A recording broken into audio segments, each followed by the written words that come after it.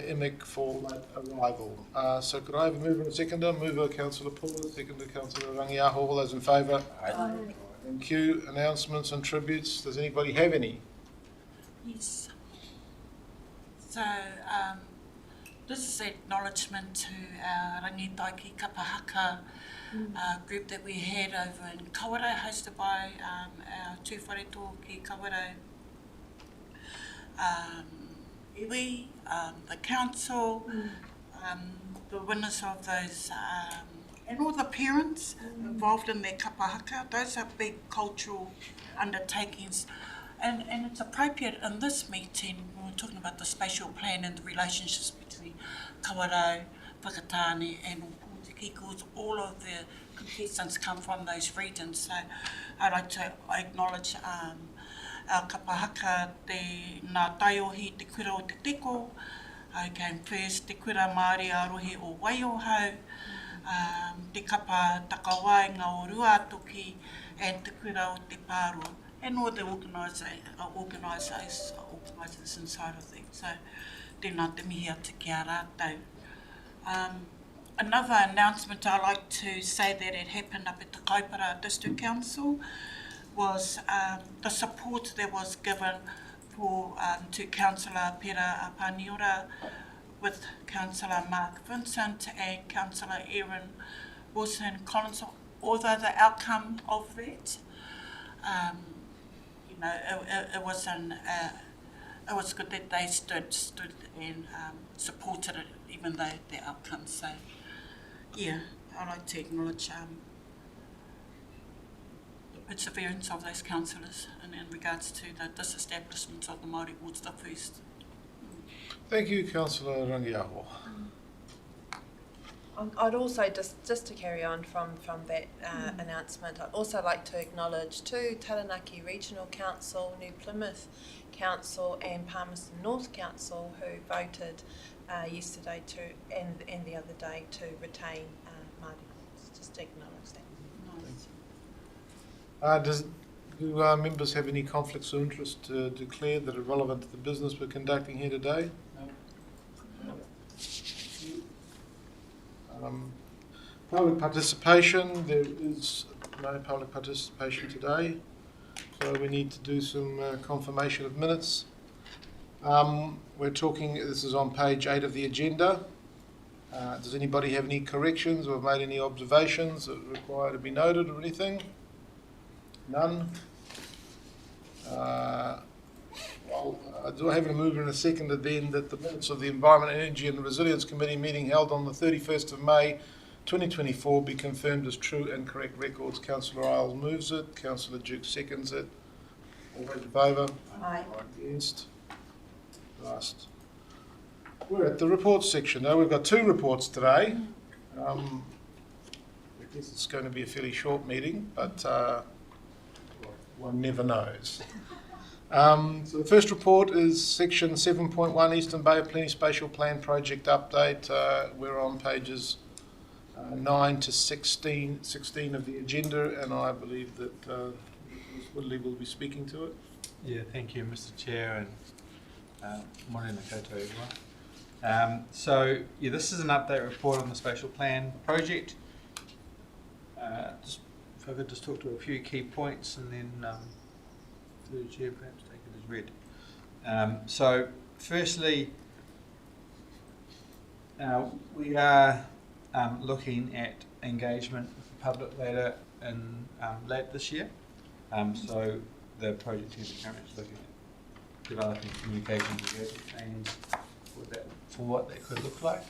It might involve some form of the special constitutive process, but that's really been worked out, the details of what that could look like and how that could happen. There is a process around that. The benefit of using such a process is that when the plan is ultimately completed, it will inform things like the district plan review, and so it would have additional weight really as a document that could then inform the development of the district plan. That's one of the things that's going through that sort of process. We are continuing to work with the iwi Policy Hub that's now been set up. and align with them, and one of their key is to do an iwi spatial plan, so we're making sure that those align, as we are with the team who are working on the economic development strategies. We want to make sure that both of those work streams are coordinated with the spatial plan, so that they will talk to each other essentially and have the same, head in the same direction. We are just reviewing the leadership structure for the project team and just how we, how the reporting lines and how the leadership of those organisations that are involved participate in it. Really just to simplify it, we've got a project leadership group, we've got a project governance group, and so we're just looking at whether those could be combined or truncated somehow, just to simplify the process for reporting and for getting direction as well.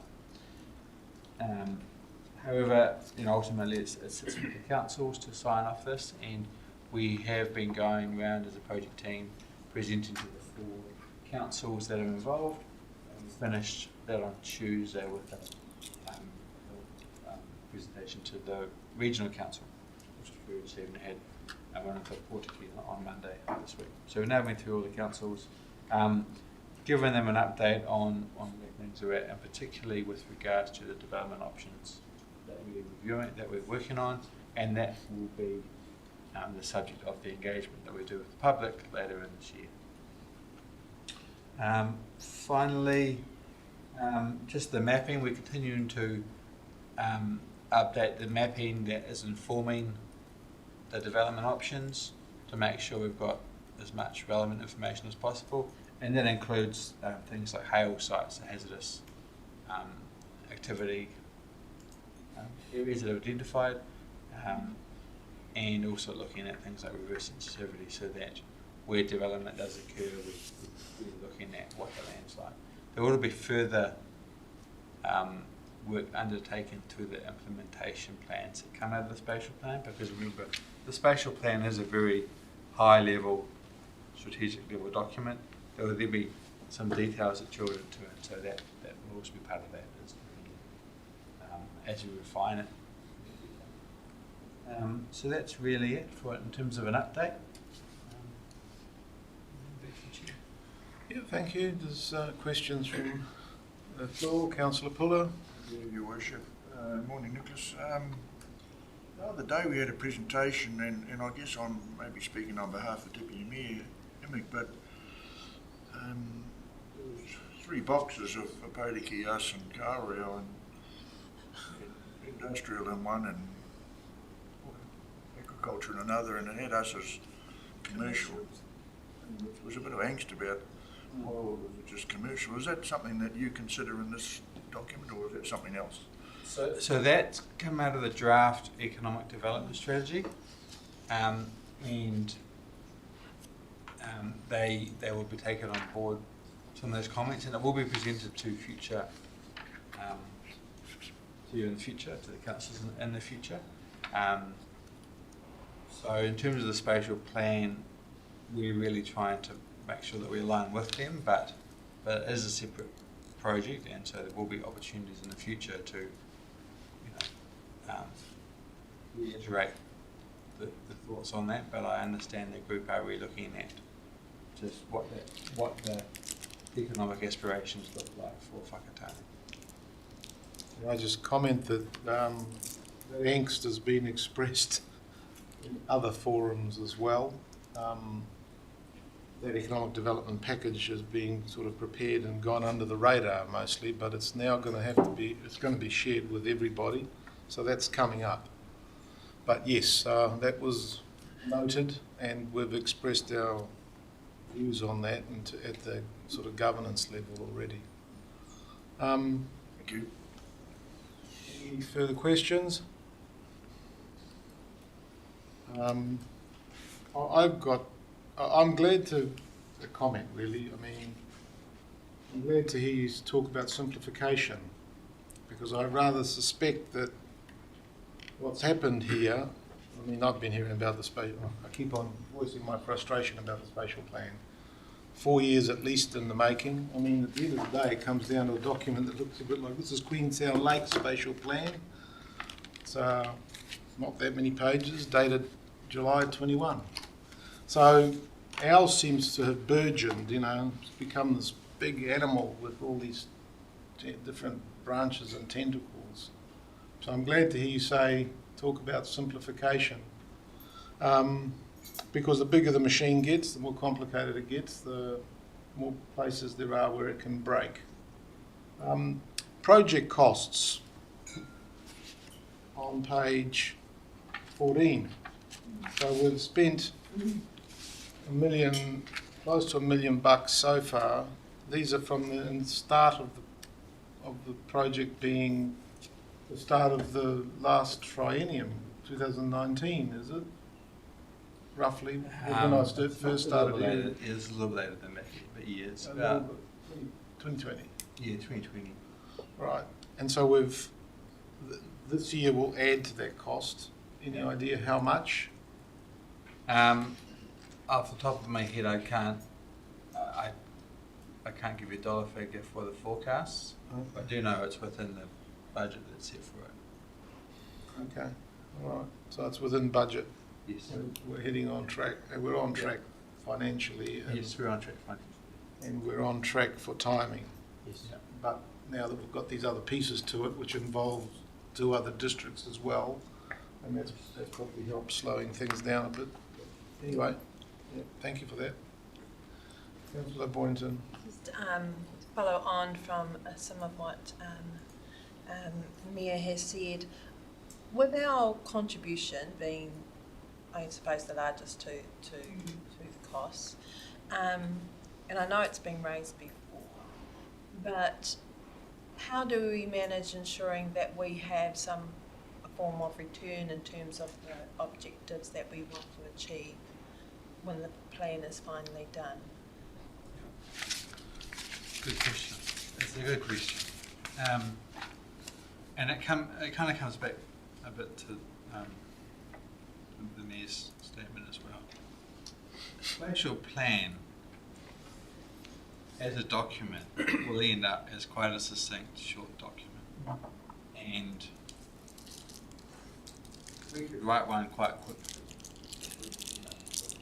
Prepare a document quite quickly, but whilst it's called a spatial plan, it's actually about aligning the work programs and asset management plans of a whole lot of different organisations. It's a bit of a herding cats type exercise.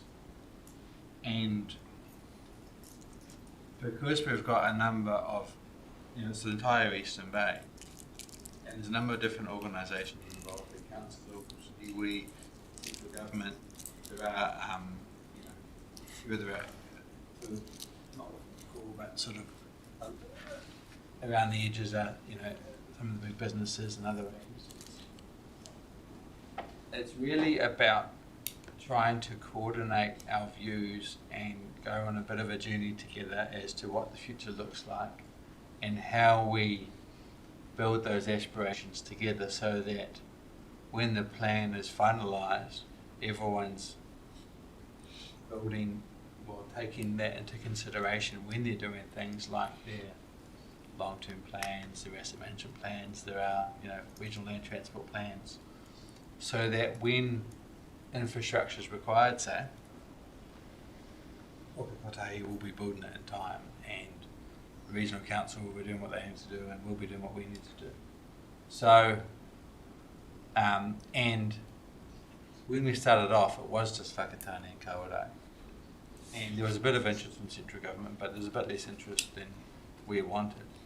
As soon as Oporiki came on board and became the entire Eastern Bay, then suddenly we got a whole lot more interest from central government agencies and even from the regional council, because it was seen as a true, sub-regional spatial plan that covered a big area. So the benefits to us is, whilst it has slowed the project down somewhat, we are planning for 30 plus years, and in the long term it means that we have that their interest and also the expectations built into the plans of agencies who otherwise wouldn't be sitting around the table. So yes, it takes a while, but it's about bringing everyone together on the journey. Thank you. Just supplementary, with it being a 30-year plan, obviously things and directions may change during that time. The spatial plan, does it allow for those changes so that Yes. it doesn't become a restrictive tool in the future for our councils within that region or other organisations that are part of it? Yes. So I guarantee that what is written in the spatial plan in the first iteration won't be what happens in 30 years' time. But it's our best guess now. And the spatial plan will need to be close to a living document in that it will be reviewed over time. It does get updated as things change, because we can't predict hours or we get a lot of tickets. But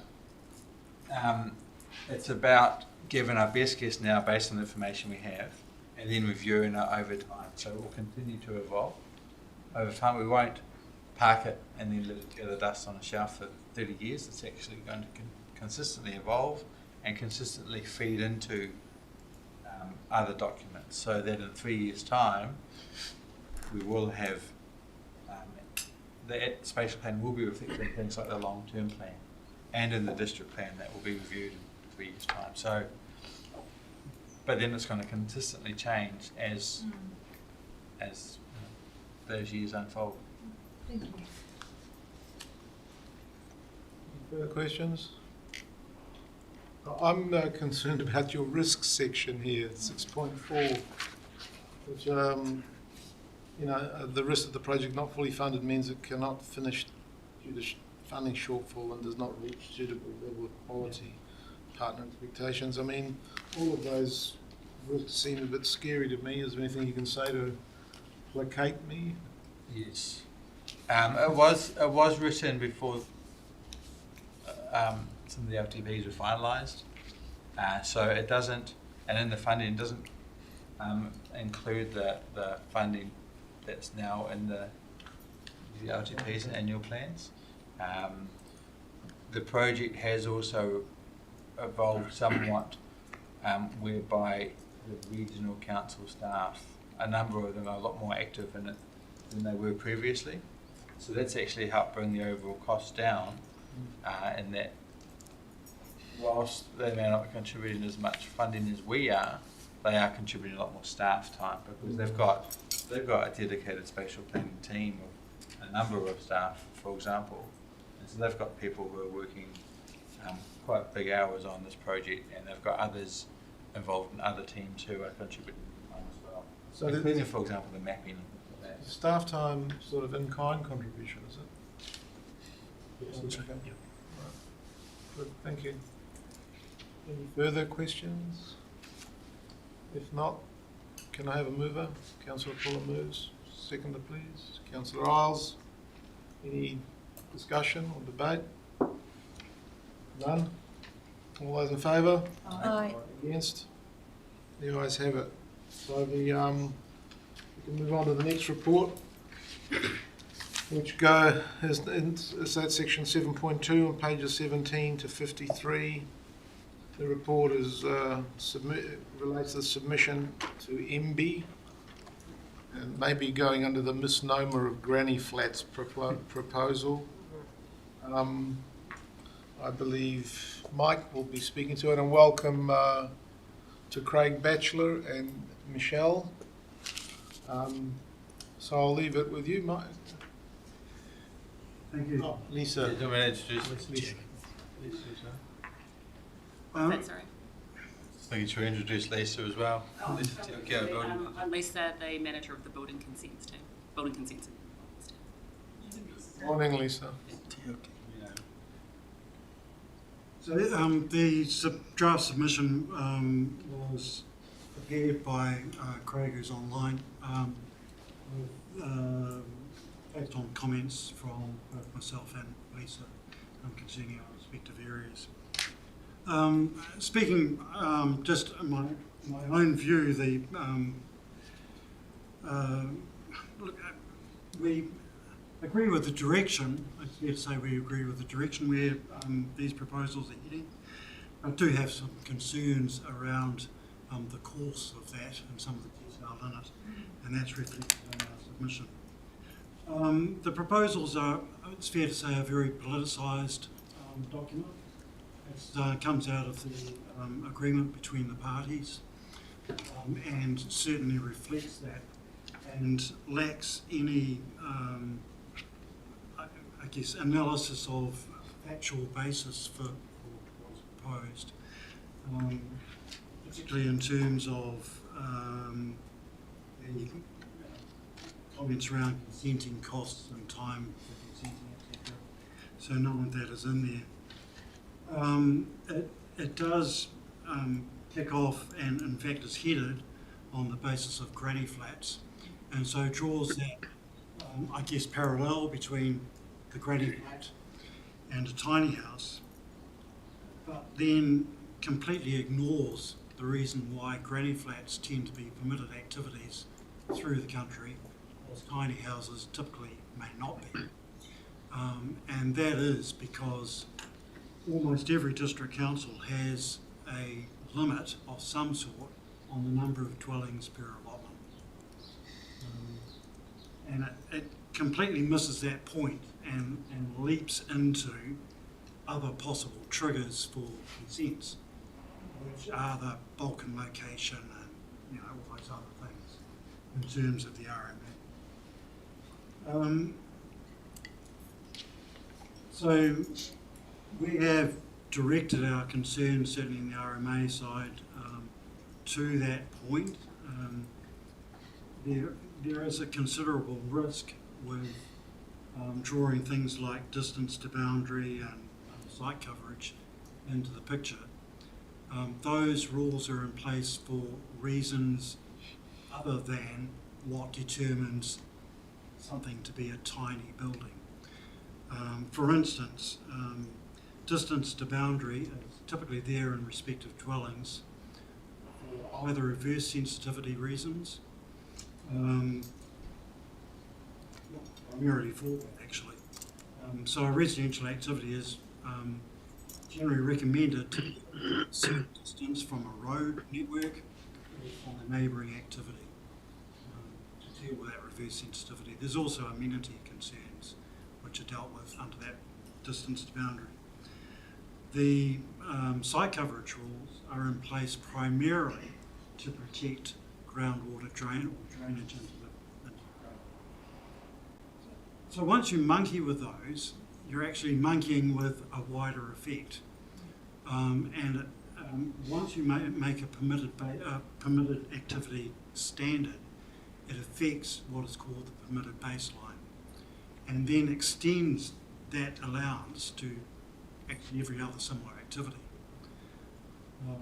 I do wonder if it's a first shot across the bows in regard to what might be nationally mandated permitted activity standards. But that's another debate. It's not something which should be had on the basis of simply allowing easier build of tiny houses.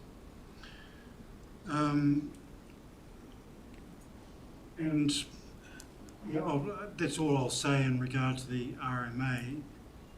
The Building Act comments I'll leave to Lisa. I do note, just in transitioning over, that LGNZ have released their submission, and it pretty much exactly aligns with where we've got to, and includes the concerns around the definition of a minor residential unit as well. Thank you, Mike. Just from a Building Act perspective, I suppose some of the issues that we've had in regards to types of buildings that are already exempt from the requirement for consent is it some of the misunderstanding or misinformation around what has been allowed to be built within the thing. So I guess, just a concern that we have is how would it be managed if they widen the scope of what's permitted, permitted without requirement for consent. Yeah, that's possibly it. And I suppose we already know that there have been lots of buildings that have been exempt, but they haven't complied with district plan rules. And so my compliance team are kind of trying to manage that load. So I suppose when we're trying to free up time that we're spending consenting things, we're now looking at for like the kind of non-compliance side. So I don't know, although I suppose from a building perspective, it might be a quick process there, but it is kind of just shifting the workload to another stream of our activity. So yeah, I think one of the things that we've put in our submission too is perhaps, and we'd already introduced it as part of the exemptions, is that people can apply to us and for us to confirm that yes, in fact, what they're proposing is exempt. So because that's one of the things that we've suggested, that there is a process like that too. But in saying that, that also puts, I guess, in time, we look at, instead of freeing us up from doing that work, we're still looking at things, but it's probably a better way going forward, I think, to manage that. So happy to take questions, and Craig will be Just if I could add one thing, so, through the chair, you recall from the May EER committee meeting we presented the issues and options report on tiny homes, and in that report was 3 options that we were to engage with the community on, 2 of which were plan changes. One was a plan change with essentially just to a definition. One was a plan change to definition and also incorporating the whole of this permitted activity standard, which Mike has talked about. And the third one was, let's see what comes out of government.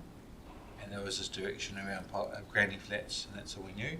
So that came out after then, and it really picks up a lot of the changes that we would have potentially taken through a plan change.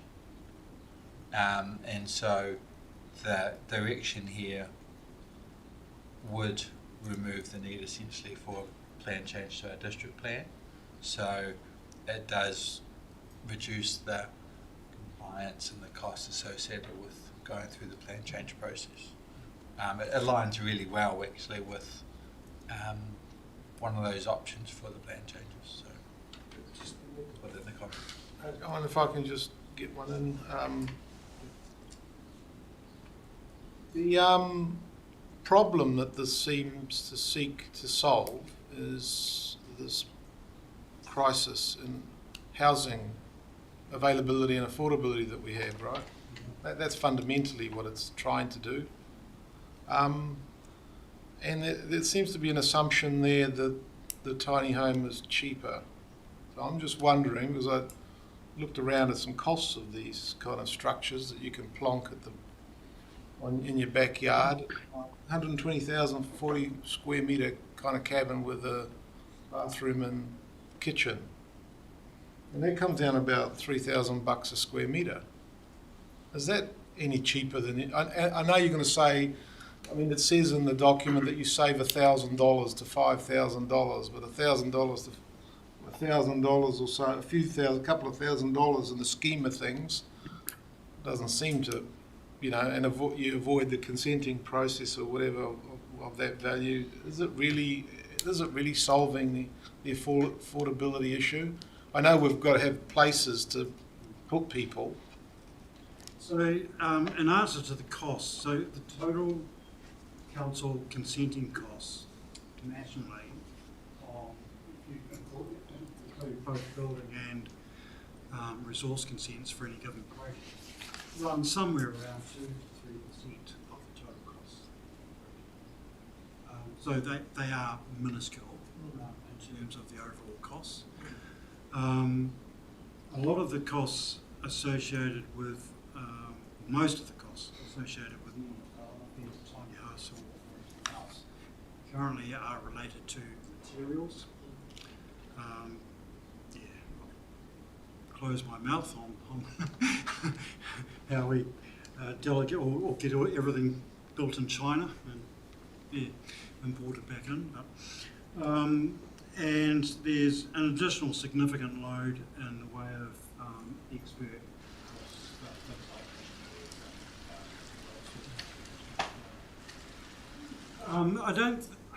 I don't think that the cost of a tiny house as such is going to, or the reduced cost of a tiny house is going to on its own solve the housing crisis. But it is, I think, accepted that it is one string of life, if you like, for dealing with it. And it's a relatively easy one to deal with. So I guess in that sense, that's why it's been good question as well. Fair enough. Thank you, Mike. Councillor Isles and then Councillor Paul. No, thanks, Your Worship. This has answered my question. Okay, Councillor Paul. Thank you, Your Worship. Mike, Lisa. The original concept of the granny flat was just that, wasn't it? Just a room for grandma or granddad to stay in and then take away eventually, was it? And that seems to have morphed into something else now. As a result of families coming home to live with family because of housing costs and because you can't escape the consent stuff, can you? If you're going to have plumbing facilities and all that sort of thing, so it gets, you're all of a sudden loading up an existing property with more and more stuff almost. And I'm just wondering, are we confusing two things here? There is an element of that, but in essence, in regard to the district plan, and also building that, you're not concerned with the status of the person who lives in the granny flat or tiny house, whether they're a family member, an older person, a younger person, or someone who's renting independently. It is a problem. What we're all concerned about is the structural integrity of the building and its environmental integrity of the plan. So that's why the morphing of the traditional granny flat, as you correctly identified it, and tiny house, which may be a simple size, seems appropriate. You've just got to be careful in doing that you don't undermine all the rest of the correctly applied requirements.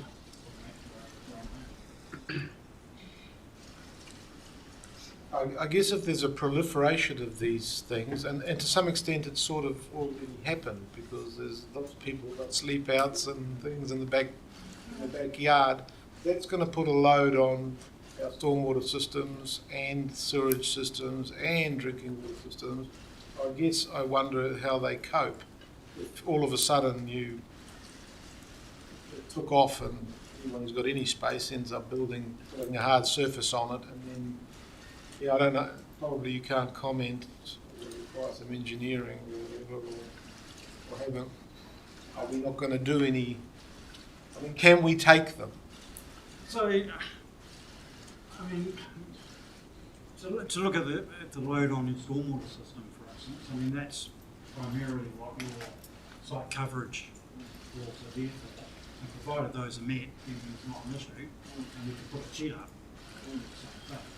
In regards to sewage, which is probably more appropriate, I mean, those people could potentially live in you might have a 3-bedroom house with a granny flat, while you could have a 4-bedroom house and a granny flat.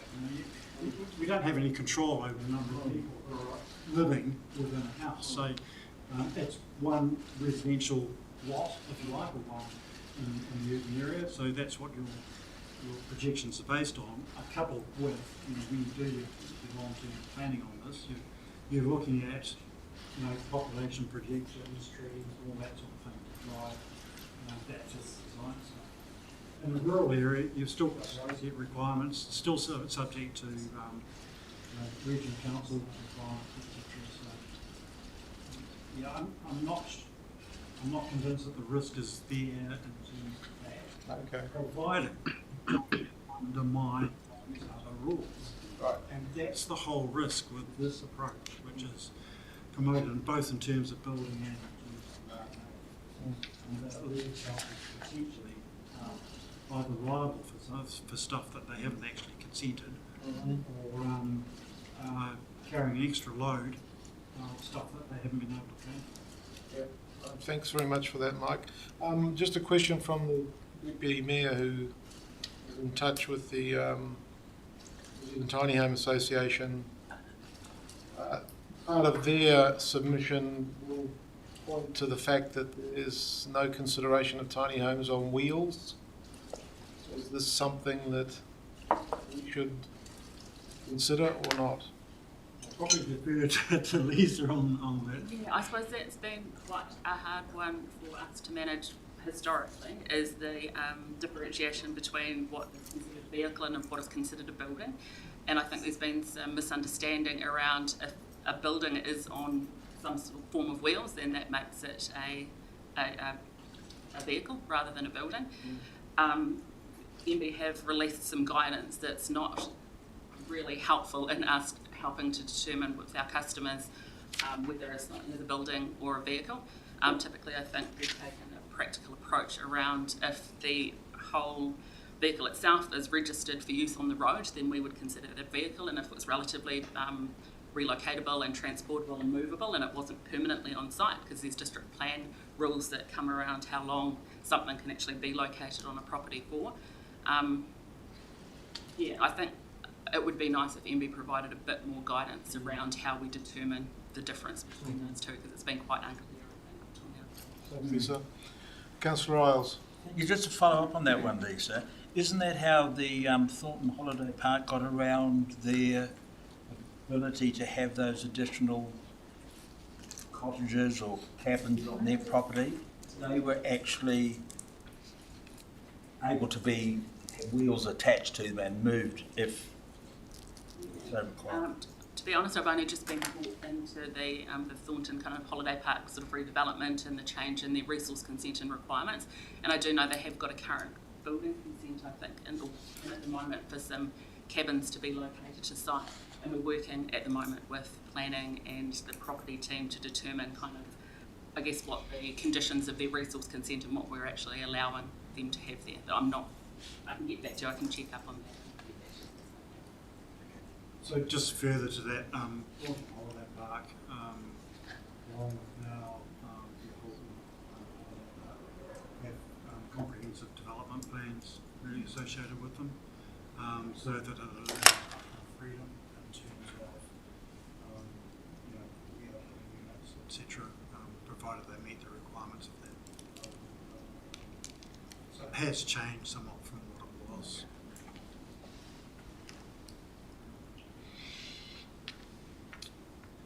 Councillor Tanchos. Thank you. First of all, this wouldn't be the only legislation or proposal that the current government is putting forward that lacks an evidential basis or awareness of unintended consequences. I think it's important that we take the approach that you've outlined, which is that we're focused on what are the amenity and environmental impacts of any changes, and that we identify those potential unintended consequences. So I think making sure our submission covers out, I think that's the important thing. I had a question around a couple of things in the proposal. One was, the way I read it is that any work on one of these small buildings, and just to say that I think they are a lot smaller just by the fact of the biggest cost on a building is the footprint, the size of the footprint. So just the fact that they're small will make them more affordable. And if it's at $3,000 a square metre, it's quite. I'm just going through the whole calculation. That's actually. Because I just looked it up and it sort of said that 3,000 was about right for a normal building. But Well, my builder's saying 4 to 8. okay, fair enough. Yeah, depending, So the requirement for these to be built or overseen by a licensed building practitioner. In house building, there are some provisions for home builders. How does this align with those rules?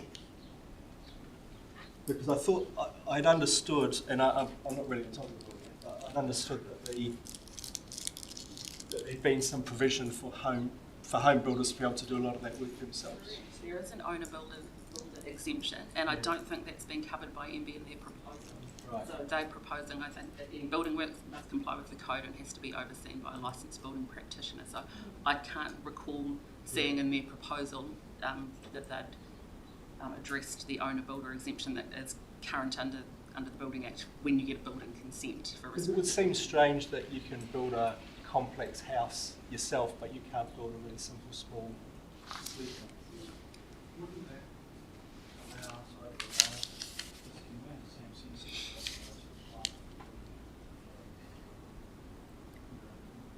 I suppose when you get a consent, though, you have the oversight of the council doing those inspections. So I would imagine that they've probably thought, let's kind of lock this down and make sure that a licensed building practitioner oversees the work if council aren't doing those inspections. Yeah. So I don't know whether it's just been an oversight. Like I say, I can't recall having read that anything about the owner builder exemption. And I wondered if that was the approach because it's not being inspected, but it does just seem anomalous that you can't build a fairly simple structure, but you can build a more complex structure. Maybe asking. I think the Commission maybe should ask a question about that. It refers to, but I didn't see that it gave a specific proposal around, or whether it was just going with current rules around maximum distance from the dwelling. So, like say if it's an auxiliary building, at the moment there's a maximum permitted distance from the main dwelling. yeah. So it is. I saw something that referenced that. Are they just keeping the same rules? They're not proposing. My understanding that it would still have to comply with the building code. So if there are any distances noted in building code, then have to comply with district plan. So any distances that those two rules or legislation imposed would still have to apply to that. Yeah. So any additional rules and district plans that the proposal is that those would still have to apply. So it appears to have cherry-picked certain requirements and ignored the rest of them. Because that's one if you go back to an effects-based approach, I'm just wondering about that because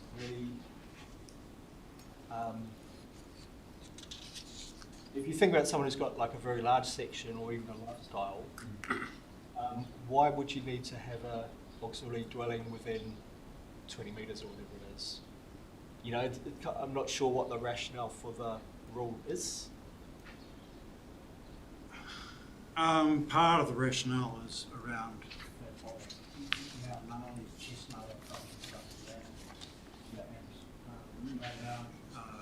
residential development out of beyond the curtilage of an area that's supporting that that land. You can also have requirements in certain zones for clustering of development. So there's those sort of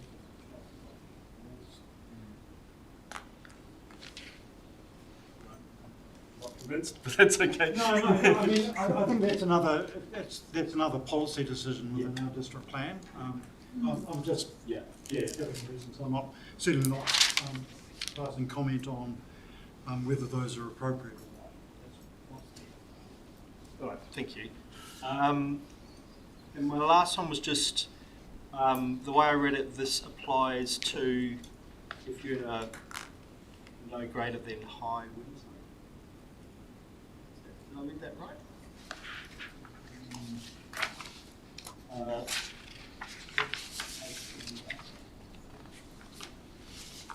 So what does that mean in practice? Like what wind zone would we be at here? Different throughout district depending on So would we have areas that are higher than high? So in those places, you just this new rule would apply. Yeah, I suppose there's a risk matrix for each type of building, and if you're over a certain amount, that means the complexity of that building raises. So I would imagine that they've imposed that, or they're proposing that, just to keep it a slightly lower risk. Yeah. Thank you. You don't want to get blown away. Councillor Boynton. The whole building lifting up like a kite. Emergency Council. Yeah, that's right. That's right. Thank you for your mahi, thank you for your report and also for your presenting today. Much like we've seen with some of the other legislation that's coming through, there sometimes isn't changes made, but in this process, would you think that there can be some positives that can come out of this legislation coming through? Yes, which is why we are broadly supportive of the direction in which it's going. We I think any option, any legislation option which increases the ability of Kiwis to actually live in their home is a good thing, provided that we can do it sustainably and in a way that we're not putting ourselves at danger. And so knowing that we may have to mitigate those risks and also the increased, I suppose, monitoring and processing time. And sorry if I missed it, but is there a part in which requests that kind of investment and support from the government? I mean, with the changes, and you've indicated that there may be more work having to be done to monitor compliance or.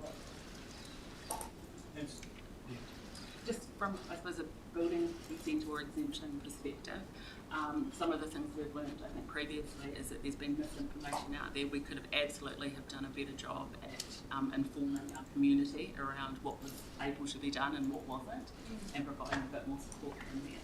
However, I did allude to before, if MB could provide us some clearer guidance around exactly what's able to be done and not, would be helpful for us in, I guess, supporting our community and understanding what they're able to do without a consent, what other considerations they need to take on board before embarking on I guess, an exempt building structure. We've got lots and lots of I suppose, under 30 square metre buildings that have sanitary fixtures and fittings in them which weren't able to be done under exemptions that we're now having to try and work with our customers, our public and that kind of thing, and trying to legitimise those, and it's been quite hard work. So I think, like I say, just from what we've learnt before, if we can be on the front foot and helping our community understand if this legislation is passed, exactly what they can and can't do, and help them through that process, I think that would, I guess, cut down the compliance on the other side of things when people haven't quite done the right thing or they weren't quite sure what they were able to do or not.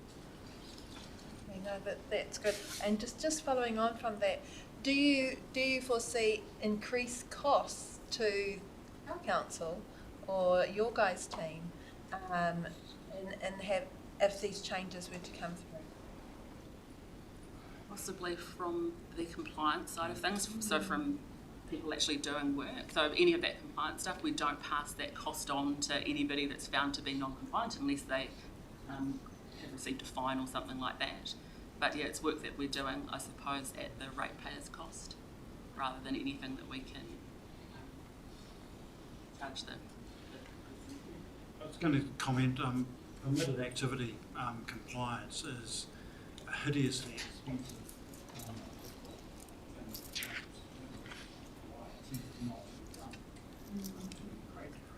Most councils operate RMA on the basis of complaints or where we become aware of stuff through other licensing or so yeah, the more things like this that you get which are a permitted activity, it does potentially load the cost, but then again that cost is common, it's already there. Okay. So there's an expectation on the community from the community that we leap into enforcing these sorts of things. Just one more, sorry, through the chair. With these changes, would that see a cost in revenue drop or increase for the council themselves in terms of those who are applying for consents and not having to or needing to? Potentially there's a drop, but there's also hopefully a drop in processing costs as well. So I guess there is a concern around development contributions and how that plays out. Yeah, I think Craig might have looked at that. I haven't looked at that. That's one issue, and just how we go about recovering those development contributions. Thank you. Side of things, I would imagine that people would maybe be more likely to proceed with something if there were no consents involved than if there weren't. So, yeah, probably swings and roundabouts, I think. From Just one thing following that. So how do we as a council, how do we monitor what buildings are going up in terms of knowing, you know, because normally to be able to gauge what's happening not only in our district but across the country, you know, the consents are looked at in terms of numbers of what's happening. How will that be impacted if we aren't aware of? So I suppose from a rates valuation perspective, if we don't know what is on a site and the value of the buildings on that property, there could be that, I guess, could have rating implications there for our rates team. As I say, we do offer, so if people want to confirm that something is exempt from consent, they can apply to us for quite a basic $250, I think, for us to have a look at what they're proposing. We put that information on the property file and confirm to them, and then with that information that we hold, we can disseminate that to other places like Quotable Value or our rates team or whoever else, GIS team or whoever might be interested in that. But that's optional. So yeah, I don't know how we might capture everything that was being built in our district if it was exempt from the requirement of any type of resource. So that's a risk, I think. There is a proposal for a requirement to submit plans, etc. for lodging in these. There is a difficulty with that as to how much liability council is accepting once it takes on those plans, which is why we've asked licensed building practitioners as well, which then leads on to another discussion about who is a licensed building And practitioner who monitors and how. that. And Yeah. So, I mean, there are all sorts of fishhooks with it down the track. So, I mean, any legislation is written with those who are going to comply with it in mind. And if people choose to put in tiny homes and not let anyone know, it's very difficult to cover that with your legislation and your requirement. It becomes an enforcement issue. Thank you. Thank you. Craig, did you want to add something to this thread or? Yeah, you can hear me okay? Yep. Where is it? Just to say, one of the exemption conditions is that the person does need to notify the council. So that is part of what's proposed, and part of the comments that have been drafted is to support that idea, but also to be really clear that when that notification happens, that there needs to be good information about the proposal, site plans, building plans, that kind of thing. So there will, supporting the process, but saying the notification needs to provide that information so it can trigger compliance work, collection of financial contributions, and also updates to the rating database. So I think those things are really important. They are in the proposal, but a little bit wishy-washy at the moment. They need to be sharper. Yeah, thank you, Craig. Councillor Puller, did you have a question? I did, Your Worship, thank you. You've sort of touched on it, Mike, but it doesn't matter what it is, it still needs to comply. Yeah. And we can't, you can't avoid that cost. The other thing I'm thinking about is that we get nailed as the last man standing when someone buys a property and then discovers it's all been adjusted. So how will that affect us if several buyers down the track have a thing that's falling down or whatever and we haven't consented it, or are we in the gun for that? So that's part of the concern, and it's alluded to in our submissions and also very strongly from LGZ, that there needs to be absolute clarity so that councils are not taking on a liability for something that they have not been involved involved. Thank you. As to how that plays out in practice is another thing. You're right. At the end of the day, the council's the last man standing, and irrespective of what these things are, people seem to go to the council.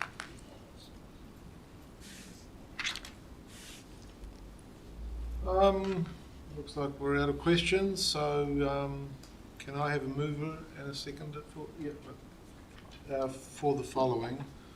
The first recommendation would be that the MB proposal and response to discussion document letter be received.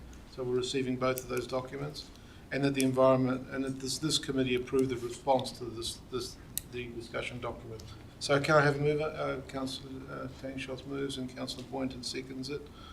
By way of comment, I think that your letter is pretty good. Need a couple of things added as a result of some of the questions that have been asked today, but it's well done. Thank you. Anyone else have any commentary or discussion? No? In that case, I'll put it. All those in favour? Aye. Against? The ayes have it. And ladies and gentlemen, we've come to the end of our meeting, so I will close with karakia.